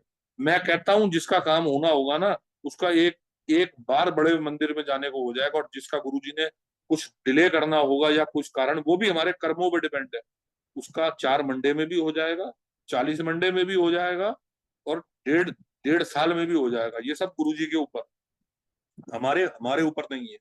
तो हम जब भी अपने मालिक का नाम लेना, निस्वार्थ भावना से, क्योंकि जहां आपके अंदर स्वार्थ आ गया ना किसी चीज को लेके, कि हम गुरुजी से इतना करेंगे तो गुरुजी हमें इतना देंगे, तो आप सबसे बड़ी गलती कर रहे हो। तो इसीलिए रब को, रब कहते हैं ना, राम नाम खिलौना जाना, जो गुरुजी बोलते थे कि लोगों ने रब को समझा ही नहीं है। जैसे कहते थे कि गुरुजी कहते थे रब सामने बैठे हैं, लोग की दीव 15 टकरा मार दे। और एक्चुअल बात यही है, साक्षात गुरुजी क्यों धरती पे आए, हम सब आप लोगों को ब्लेस करने। एक मनुष्य का जिन्होंने चोला लिया, वो इसलिए लिया कि गुरुजी हमसे कनेक्ट हो पाए। गुरुजी ने कभी भी अपनी संगत के अंदर अमीर गरीब का फर्क नहीं रखा, कोई वीआईपी कोई कुछ नहीं। गुरुजी अपनी संगत को इक्वलेंट देखते थे, और आज भी देखते हैं। इस चीज को कभी मत सोचना कि ये अमीर है तो गुरुजी ज्यादा ब्लेस करेंगे, ऐसा कुछ नहीं है। अगर गुरुजी ने अमीरों को ब्लेस करा होता ना, तो आज की डेट में जितने अरबोपति हैं वो सबसे ज्यादा ब्लेस होते। गुरुजी कहते थे, एक बार गुरुजी का एक सत्संग है कि गुरुजी गुरुजी एक चाय वाले, जो गुरुजी के पास एक चाय वाला जलंधर में गुरुजी का भगत था, मगर वो गुरुजी तक आ नहीं पाया, क्योंकि उसकी दुकान पे ना चोरी हो गई। उसने अपने पैसे रखे थे, वो पठानकोट हाईवे पे उसकी दुकान होती थी, मगर वो गुरुजी तक आ नहीं पाया। अब गुरुजी, कोई गुरुजी तो जान ही जान, उनको सब कुछ पता है। तो गुरुजी ने एक दिन छगन अंकल को बोला, जो गुरुजी की गाड़ी चलाते थे, कि आज चलो, आज ना पठानकोट बाईपास पे चाप चाप ही किया होंगे। ठीक है, तो गुरुजी को क्या हो गया, आज गुरुजी जलंधर मंदिर छोड़ के पठानकोट बाईपास पे चाय पीने जा रहे हैं। तो गुरुजी गए, गुरुजी ने उसकी दुकान से पहले गाड़ी रुकवाई, और छगन अंकल को 100 का नोट दिया। कहते हैं ये बोलो उसको, चाय वाले को 3 चाय बना के लाए, और अपनी भी बना के लाए, और बाकी पैसे अपने पास रखे, और उसको कहना चाय लेके खुद आए। अब वो संगत जब गई गुरुजी के पास, वो जो छगन अंकल के, उन्होंने बोला भी हमारे गुरुजी कह रहे हैं आप चाय 3 बना लो, अपनी भी बना लो, और मेरे पास चाय लेके आओ। कहते हैं जी मैं नहीं जाऊंगा, मेरी थोड़े दिन पहले दुकान में चोरी हो गई है, कल को आज फिर चोरी हो गई, मैंने मेरे गुरु के पास जाना। तो छगन अंकल ने देख लिया कि उसने गले में ना गुरुजी का स्वरूप लगाया हुआ छोटा सा। तो वो जो है, अब उसको थोड़ा सा वो हुआ। छगन अंकल ने बोला तू जा, तेरे दुकान की रखवाली मैं कर रहा हूँ, अगर तेरी चोरी होगी तो मैं जिम्मेवार। तो वो गुरुजी के पास गया, वो देखते ही गुरुजी को, उसकी आंखों में आंसू आ गए। कह रहे मेरे गुरुजी मेरे को मिलने आए हैं। कहते गुरुजी तुसी थे। कहते तेरा प्यार इतना था कि मुझे मंदिर छोड़ के आना पड़ा तेरे से, तुझे ब्लेस कर। तो संगत जी यही चीज है, आप अपना प्यार अपने गुरु के साथ इतना कर लो कि गुरुजी खुद आपको ब्लेस करने आए। और गुरुजी यही बोलते थे कि जो बुजुर्ग हैं, जो बेचारे नहीं आ सकते मेरे मंदिर, मैं उनको घर जाके ब्लेस करता हूँ। गुरुजी बुजुर्गों को और बच्चों को क्यों नहीं बुलाते थे मंदिर? तो क्या होता था, उनको बेचारों को तकलीफ होती थी आने में, छोटे बच्चे हैं, वो आगे हल्ला मचाते थे। जैसे उनकी उन्होंने बोलना, उन बेचारों को, बच्चों को क्या समझ, तो गुरुजी पिन ड्रॉप साइलेंस रखते थे एम्पायर स्टेट में जब कुर्बानी चलती। तो इसीलिए गुरुजी कहते थे उनको घर छोड़ के आओ, ताकि आप लोग सही ढंग से ध्यान लगाओ। तो यही चीज है, यही चीजों को हमें, जो गुरुजी का बनाए नियम है ना, हमें बस उनको फॉलो करना है, हमें अपने नियम नहीं बनाने। हम लोग अपने रूल रेगुलेशन बनाते हैं, जो कि हम इस लायक नहीं है। हमें महाराज के बताए हुए रास्ते पे चलना, ना कि महाराज को रास्ते दिखाने। हम लोग ना गुरु जी को समझाने लग जाते, गुरु जी ऐसे काम कर दो, ऐसे कर दो। आप यकीन मानोगे, जो संगत गुरु जी के बताए रास्ते पे चलेगी ना, उसकी लाइफ में हडल तो जरूर आएगी। हडल्स क्यों आएगी? क्योंकि क्या होता है, जब कोई कर्म कट रहे होते हैं ना, तो वो इंसान तकलीफ में होता है। मैंने एक दिन गुरुजी से पूछा था, मैं गुरुजी इतनी लाइफ में ट्रबल आती है, इतना तो गुरुजी फेस करना पड़ता है लाइफ में, अप एंड डाउन। तो गुरुजी कहते, तू एक गड्डी खरीदी तू 5 लाख की, ਉਹਦਾ 5 साल का लोन कराया, तो तू आराम नाल दे रहा है ना? मैं कहा हाँ। कह रहे तेनू 5 साल तक किस्त देनी पड़ेगी ना? कह रहे जो जे तू वो किस्त 1 साल च देगा, तेनू तकलीफ तो होएगी ना? मैं कहा हाँ जी। कह रहे क्योंकि तेरे को पैसे भी ज्यादा देने पड़ेंगे। कह रहे मगर तेरे सिर से कर्जा भी जल्दी उतरेगा ना। तो कहते ऐसे ही है, मैं तुम्हारे 10 जन्मों में, 10 जन्मों के कर्म एक जन्म में उतारता हूँ, इसीलिए तुम्हें तकलीफ हो रही हो। तो ये गुरुजी के जवाब हैं। संगत जी, इन चीजों को समझो जो गुरुजी समझाना चाह रहे हैं। तो बाकी रही बात, किसी का कनेक्शन कितना है, किसी का कितना है, बस सोचना। कोई अंकल ज्यादा ब्लेस है, कोई कम ब्लेस है, इन चक्करों में मत पड़ो। सबका इक्वलेंट है, वो रब है, वो सबको एक निगाह से देखता है। माँ बाप को देखा है ना, माँ बाप कभी अपने बच्चों में फर्क करते हैं कि ये मेरी बेटी है, मेरा बेटा है? वो सबको इक्वल निगाह से देखती है। सबसे पहले तो माँ की बात ही करेंगे, जो हमारी माँ है। माँ के लिए उसकी बेटा भी बराबर है, उसकी बेटी भी बराबर है। वो चाहती है मेरे बच्चे सारे खुश रहें। तो इसी तरह से गुरुजी हैं, गुरुजी ने कभी नहीं चाहा कि मेरे बच्चों को तकलीफ हो। हाँ, अगर आप कर्म माड़े करोगे तो फिर तो भाई वो उनका, देखो मेरा एक मानना है, वो महाशिव हैं, तो उनका एक रूप महाकाल भी। तो सीधी बात है, जो उनको उस रूप में ना आने दो कि वो आपको फिर वो स्टिकनेस से समझाए। तो इसलिए गुरुजी को कहते हैं ना, वो भोले भंडारी हैं। वो जितने भोले हैं, उतना ही जब वो अपने रूप में आते हैं तो वो उतने ही खतरनाक। तो क्योंकि देखो, कहते हैं ना, राम भी उसका रावण भी उसका, सब उन्हीं के ही हैं। अब मैं आपको ये सत्संग बताता हूँ, जो गुरुजी का स्वरूप, ये ब्लैक चोले वाला जो रॉक स्टार वाला लगा हुआ है, जो अंकल ने भी जो लगाया हुआ है, जो मेन गुरुजी के दरबार में इसका सत्संग किया है। जब गुरुजी एम्पायर स्टेट में बैठना शुरू हुए थे, तो संगत उस टाइम गुरुजी से कहती थी कि गुरुजी स्वरूप दे दो हमारे को। तो गुरुजी एक दिन, बड़े लिमिटेड स्वरूप बांटते थे गुरुजी पॉकेट। तो गुरुजी ने एक दिन बोला कि उस फोटोग्राफर को एक बुला के लाओ, जो है आज मैं अपने अपना स्वरूप खिंचवाऊंगा।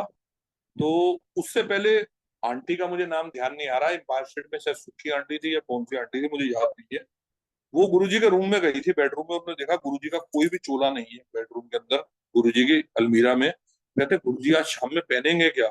सारे चोले तो ड्राई क्लीन में गए हुए हैं, और गुरुजी कह रहे हैं कि मैं अभी स्वरूप खिंचवाऊंगा, वो फोटोग्राफर को लेके आओ। तो गुरुजी अपने बेडरूम में गए, और गुरुजी ने किसी अंकल को बोला जाके वो फोटोग्राफर को लेके आओ फलाना, मैंने अपना स्वरूप खिंचवाना।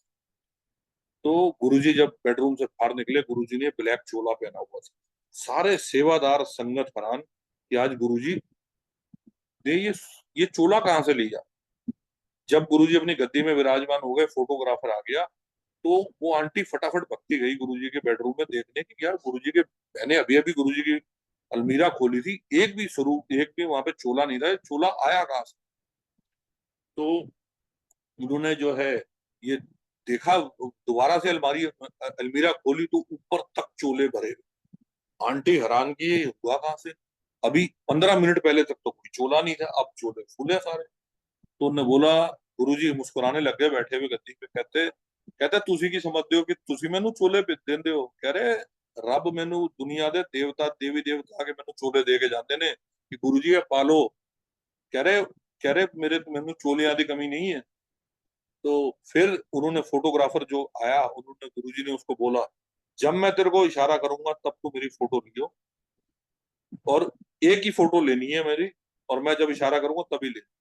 गुरुजी ने अपने पोज में, जैसे गुरुजी जो इस स्वरूप के अंदर है, गुरुजी का जो पोज है, इसी स्वरूप में गुरुजी बैठे, फोटोग्राफर ने फोटो ली।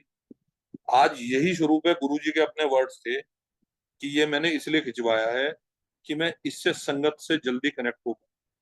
और ये स्वरूप अपने आप में बातें करता है, और गुरुजी ने खुद बोला था, इस स्वरूप में मेरे से संगत बात करेगी और मैं उनको जवाब दूंगा। आप देख लेना, बड़े मंदिर में सारे स्वरूप चेंज हो जाते हैं, जो गुरुजी का ब्लैक चोले वाला स्वरूप है जो गद्दी के साथ है, वो कभी चेंज नहीं होता, क्योंकि ये मेन स्वरूप है।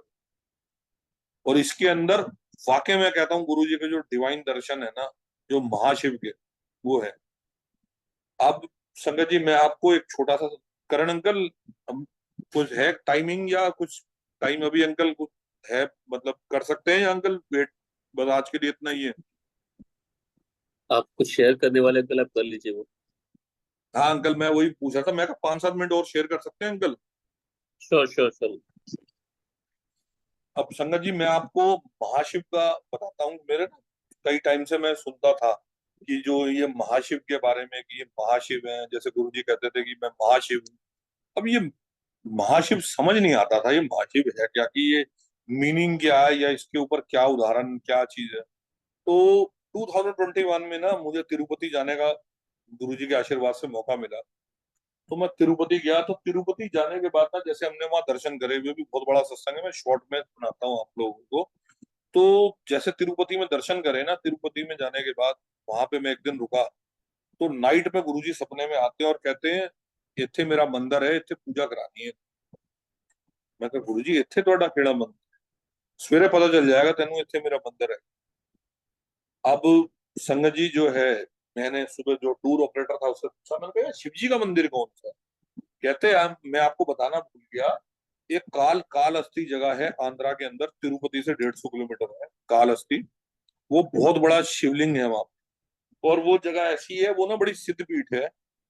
और वहां शंकर भगवान ने राहु और केतु को उल्टा टांगा हुआ। जितने जिसपे काल सर्प योग हो, मंगलिक दोष हो, कुछ भी हो, वो उस जगह जाके पूजा करा ले, उसे जिंदगी भर राहु केतु कभी दुखी नहीं। अब मैंने उससे पूछा, मैंने कहा यहाँ जाने का टाइम है? कहते बिल्कुल है, हम जा जा सकते हैं। तो मैंने कहा ठीक है, अगर हो सके तो चलो। तो हम लोग 20-22 जने थे, हम लोगों ने अपने टेम्पो ट्रैवलर करी हुई थी, हम लोग वहां चले गए। तो वहां गए तो उस दिन वहां रजनीकांत आया हुआ था पूजा करा। तो रजनीकांत की कोई मूवी आनी थी, जेलर मूवी, तो वो रिलीज होनी थी, तो उसकी शूटिंग शुरू हुई थी। तो उन्होंने बोला कि जो है अभी अभी रजनीकांत जाएगा, 15-20 मिनट के बाद पूजा शुरू होगी, तो आपका नंबर 1.5-2 घंटे में आएगा। मैंने कहा अगर 1.5-2 घंटे में नंबर आएगा तो हम तो आज फ्लाइट नहीं पकड़ पाएंगे शाम की, हमारी चेन्नई से फ्लाइट है। तो मैं कहा गुरु जी अगर आप लाए हो तो महाराज आपने ही करना है सब। इतने में संगत जी एक एक पंडित आता है मेरी तरफ, कहता है सर आपने पूजा करवानी है? मैं कहा हाँ जी। कह रहा कितने जने हो? मैं कहा जी 2 जने हैं। कहता आओ। तो वो हमारे को अंदर ले गया। वहां संगत जी फिक्स रेट है, 500, 1100, 2100, उसके अलावा वो संगत से कुछ नहीं चार्ज करता। तो हम हमें उसने मंदिर के कैंपस में जाके बैठा। 10 मिनट के बाद वो हमारी सामग्री ले आया, कहता कितने वाली पूजा करानी है? मैं कहा जी क्या फर्क है? कहता देखो पूजा सेम है, सिर्फ एक ये फर्क है कि ये मंदिर के कैंपस में होती है, ये मंदिर में शिवालय के सामने होती है। मैं कहा जी जो आपको ठीक लगे। उन्होंने कहा 500 वाली पूजा करो। हमने जी जो अपना जो भी वो सामान था वो आया, पूजा हमारी स्टार्ट हो गई। अब वो सारी जो पूजा 35-40 मिनट्स की जो पूजा थी, वो होने के बाद क्या होता है, जो भी सामग्री होती है ना, वो आपको अपने सिर पे रख के ना शिव जी की हुंडी में डालनी होती है। और वहां बोलना होता है कि प्रभु हमारे सारे बैड कर्म हम आपको अर्पण करते हैं, और आज के बाद हम कोई भी ऐसा काम नहीं करेंगे कि जिससे हमारे कोई बैड कर्मास बने, और आप हमारे जो भी बैड कर्मास है उनको ब्लेस करो। तो हमने ऐसा ही अपना जाके, अपना जो जैसा उन्होंने कस्टमाइज उन्होंने बताया हमें, हमने जाके वैसा ही कस्टम फॉलो करके किया। अब मेरे मन में क्रोसिटी ये आए, मैं गुरु जी मुझे पता है लाए लाए तो आप हो महाराज, और आप यही हो, तो महाराज जवाब दो आप इस चीज का कि आप यहाँ हो। मुझे प्रेजेंस का जवाब चाहिए। तो एंड में जहां से निकलते हैं ना, वहां पे बृहस्पति भगवान का मंदिर है।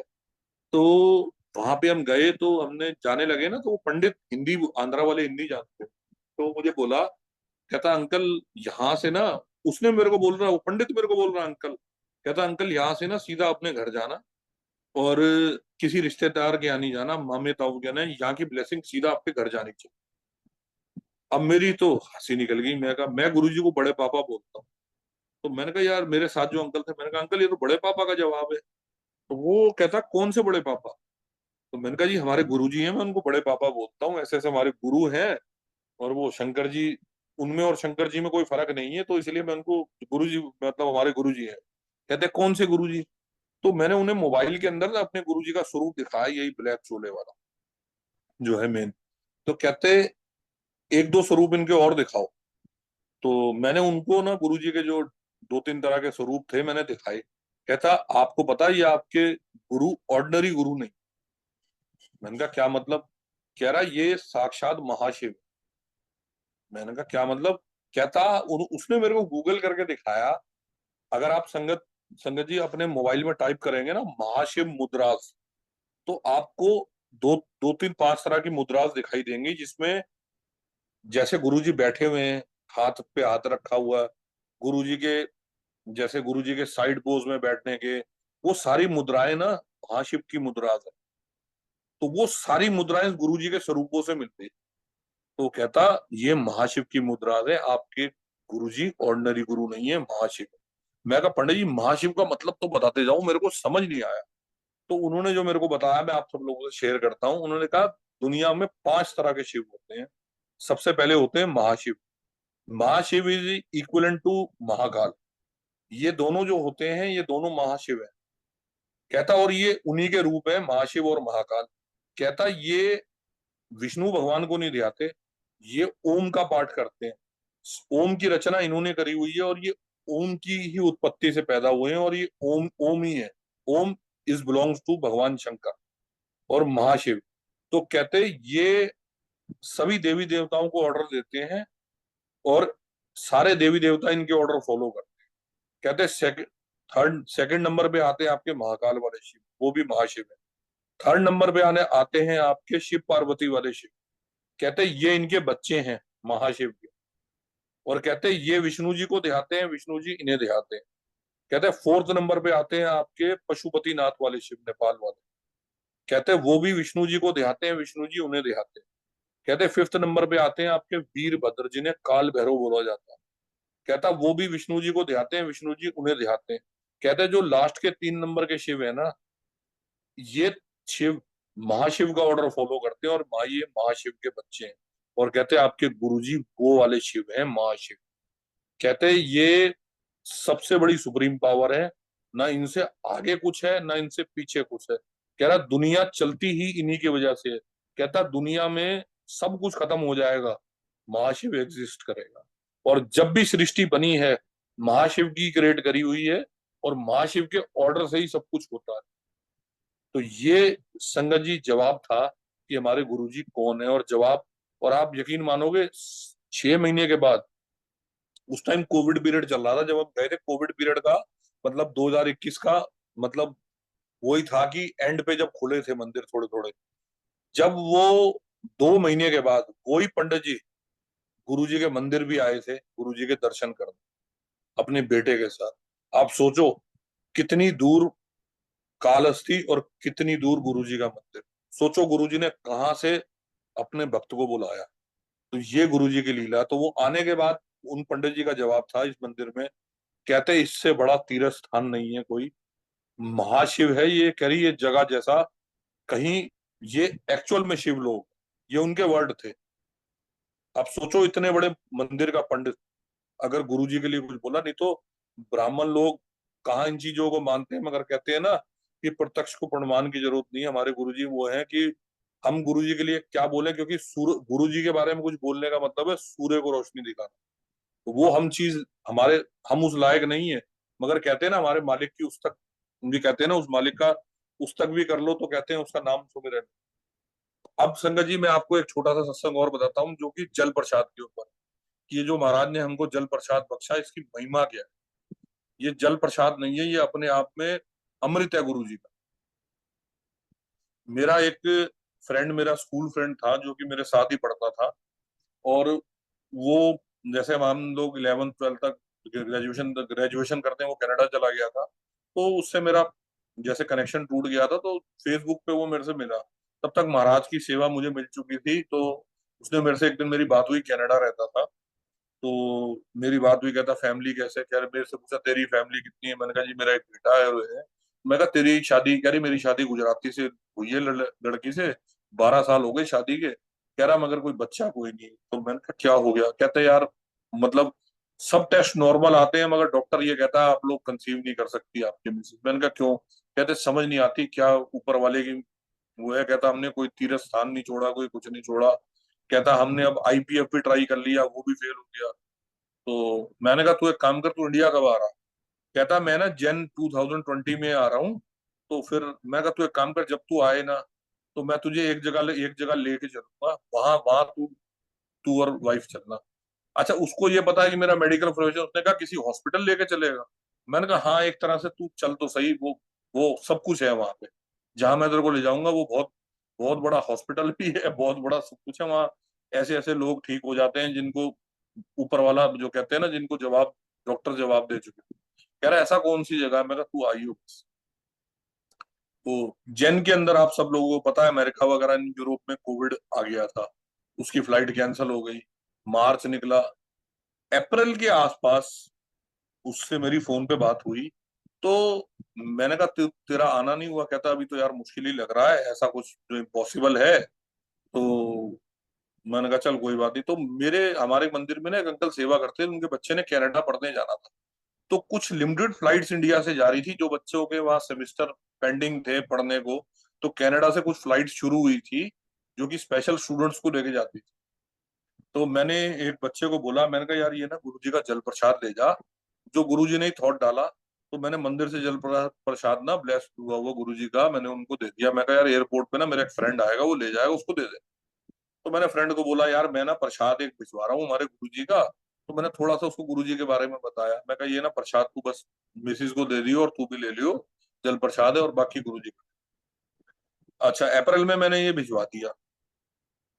अक्टूबर में आई थिंक 5 अक्टूबर और 6 अक्टूबर को उसका मेरे को कॉल आती है, और रितिन कैसे है? मैंने कहा ठीक है। कहता मुबारक हो। मैंने कहा क्या हो गया?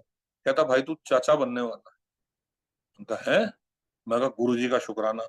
आई थिंक नवंबर फर्स्ट वीक और दिसंबर में ऐसे ही कुछ था, उसकी वाइफ ने 2 ट्विंस बच्चों को जन्म दिया, जिसको डॉक्टरों ने कह दिया था कि ये सारी जिंदगी मां नहीं बन सकती, कंसीव नहीं कर सकती, आईपीएफ फेल था। अब आप सोचो, उसको गुरुजी ने जो है अपनी अपने ट्विंस बच्चों से बख्शा। अब महाराज ने देखो कितनी बड़ी महाराज की लीला। अब उसको जो ट्रीट कर रही थी वो एक कैनेडियन डॉक्टर थी। उसकी मेरे को कॉल आई, कह रही सर आपने कौन सी मेडिसिन भिजवाई है इंडिया से, ये इसकी बॉडी अब रिस्पॉन्स कर रही है और इसकी बॉडी इतनी फर्टाइल हो गई है कि अब ये सेकंड थर्ड बेबी भी डिलीवर कर सकती है। He is perfect by everything, इसकी रिपोर्ट सारी नॉर्मल है। आई वॉन्ट अंडरस्टैंड कि आपने कौन सी मेडिसिन भेजी। तो मैंने उस लेडी से बात करी, उस लेडी ने मेरे से बात करी। मैंने कहा मैडम मैंने कोई मेडिसिन नहीं भेजी, मैंने सिर्फ हमारे गुरुजी का जल प्रसाद भेजा है। तो मैंने उसको थोड़ा सा इंग्लिश में समझाया शिव जी के बारे में। मैंने कहा ये ऐसे ऐसे। कह रही इफ आई रिक्वेस्ट, मेरी मेरी बेटी की शादी को भी 12-13 साल हो गए, and I am the senior gynaecologist in in Vancouver. कह रही मैं मेरी प्रैक्टिस को 45 ईयर्स हो चुके हैं, और मैं अपनी बेटी को नहीं, मैं वो मेरी बेटी कंसीव कर पाई। मैंने सारे ट्रीटमेंट उसको करवा के देखे। मैं कहा आप मैम चिंता मत करो, अगर गुरुजी का आशीर्वाद रहा ना तो आपके ऊपर आपके पास भी जल प्रसाद पहुंच जाए। फिर संगत जी, वो मेरा फ्रेंड इंडिया आया, मैंने उसके हाथ जल प्रसाद भिजवाया, और आप बिलीव नहीं करोगे, वो जो लेडी ब्रिटिशर डॉक्टर है, उसकी बेटी के भी गुरुजी ने ट्विंस बच्चे ब्लेस करे। और वो लेडी गुरुजी के मंदिर आई इंडिया वैंकूवर से, और गुरुजी का शुक्राना करके। अब आप देखो कितनी कितनी बड़ा गुरुजी का, देखो कहते हैं ना कितनी बड़ी ब्लेसिंग है गुरुजी के जल प्रसाद। ये जल प्रसाद नहीं है, ये अमृत है। हमें इसकी वैल्यू समझनी चाहिए, और ये अपने आप में दवाई है, महाराज का अमृत है। आप देखो, आप मैं एक सिंपल चीज, एक थॉट आपके दिमाग में एक बताते हैं ना, हम लोग इंसान है। आप देखो, एक सिंपल जो जल प्रसाद होता है, उसको XYZ कोई भी कंपनी मैन्युफैक्चर करती है, जब वो महाराज के मंदिर में आता है या सत्संग में आता है, वही सील्ड बोतल गुरु जी का प्रसाद बन जाती है। तो आप सोचो गुरु जी की महिमा क्या है। और वो सिंपल सील्ड बोतल महाराज उसे अमृत बना देते। तो ये कौन कर सकता है? ये सिर्फ भगवान शंकर ही कर सकते हैं, और हमारे महाशिव गुरु जी ही कर सकते हैं। एक लोटा जो हम गुरु जी के आगे ब्लेस कराते हैं, उस लोटे के अंदर गुरु जी इतनी पावर डाल देते हैं कि लोगों के कैंसर ठीक होता है। तो आप ये देखो कि महाराज की जो पावर है, आप उसको समझो कि गुरुजी क्या कर सकते हैं। तो आप इसी चीज को फॉलो करो, गुरुजी के साथ कनेक्शन बनाओ 1 to 1। किसी मीडियोकर की जरूरत नहीं है। कोई अंकल आंटी कोई कोई आपको गुरुजी से नहीं कनेक्ट कर सकता। अब लोग कहते हैं अंकल आप बड़े ब्लेस्ड हो, गुरुजी ने ना। अंकल ब्लेस्ड नहीं है, अंकल के गुरुजी ब्लेस्ड। वही ब्लेसिंग देते हैं सबको और वही देने वाले हैं। हमें ब्लेस्ड, हम ब्लेस्ड इसलिए कि हमारे गुरु ने हम पे आशीर्वाद दिया। और वो गुरु सबको बराबर देता है, किसी को कम नहीं देता, किसी को ज्यादा नहीं देता। इन चीजों में मत पड़ो। भगवान को, भगवान से कहते हैं ना अच्छे कर्म करो, माँ बाप की सेवा करो, बस। बाकी प्रभु को सब कुछ पता है। उसके उसका सीसीटीवी 24 घंटे ऑन है।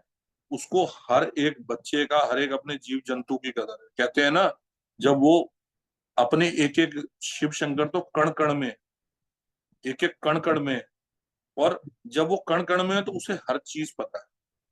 तो इस चीजों को कभी भी दिमाग में मत डालना कि गुरुजी ने इसको ज्यादा ब्लेस्ड करा, उसको ब्लेस करा। लोटे को लेके भी, गुरुजी के लोटे को लेके भी कंफ्यूजन है। आज की डेट में हर संगत लोटा लेके चल पड़ती है, जरा सी तकलीफ हो। गुरुजी ने लोटा इसलिए नहीं ब्लेस कराया कि संगत को ब्लेस करो। गुरुजी ने लोटा इसलिए बोला था कि कोई कैंसर पेशेंट है या कोई ऐसी क्रिटिकल केस वाला पेशेंट है जो कि गुरुजी के मंदिर नहीं आ सकता, उसके लिए गुरुजी ने कहा था कि तुम लोटा लेके आओ और ब्लेस करो।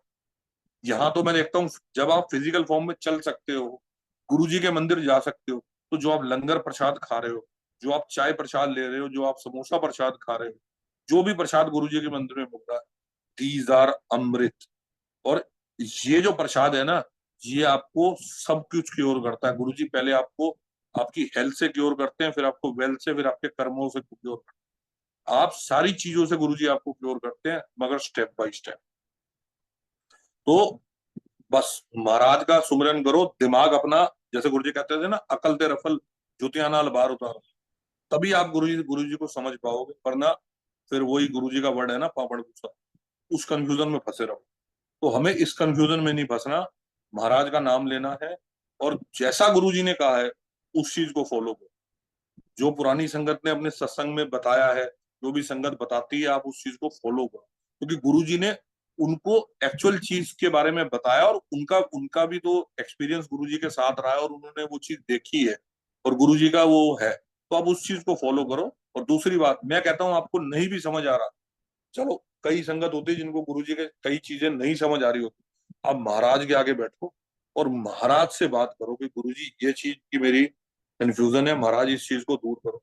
मैं कहता हूँ गुरुजी आपको एक एक क्वेश्चन का आंसर देंगे, और ये बात पक्की है, आपको जरूर देंगे। It is my personal experience संगत जी। मैं तो वो बात कहता हूँ जो कहते हैं ना कि हमने भी संगत के सत्संग सुने, मगर कहते हैं ना, जो आप बीती, जो हम, मेरा एक्सपीरियंस है, मैं आप सब लोगों से शेयर करूं। और बताने वाले गुरुजी हैं, करने वाले गुरुजी, क्योंकि कहते हैं ना, उसकी मर्जी बगैर तो मुंह से राम नहीं निकल सकता। तो हम सत्संग तो बहुत दूर की बात है, हमारे हमारे करते, उस मालिक की मर्जी है। तो आज वो महाराज शेयर करवा रहे हैं और आप सब लोग सुन रहे हैं, और आप सब लोगों का अनंतम शुक्राना, गुरुजी का अनंतम शुक्राना, और करण अंकल का शुक्राना, और जितने भी जो संगत वर्ल्ड के अंदर जिस भी कोने पे सुन रही है, सबका अनंतम शुक्राना। गुरुजी आप सबको ब्लेस करें, आप सब लोगों को चढ़ती कला में रखें, और आने वाला टाइम सब आप सब संगत का इतना बढ़िया हो कि बस हर जगह हमारे गुरुजी की वाहवाही हो और गुरुजी की ब्लेसिंग सब पे बनी रहे। यही सबसे मेरी हाथ जोड़ के विनती है। तो जय गुरुजी, शुक्राना। Over to you uncle. जय गुरुजी। Thank you, thank you.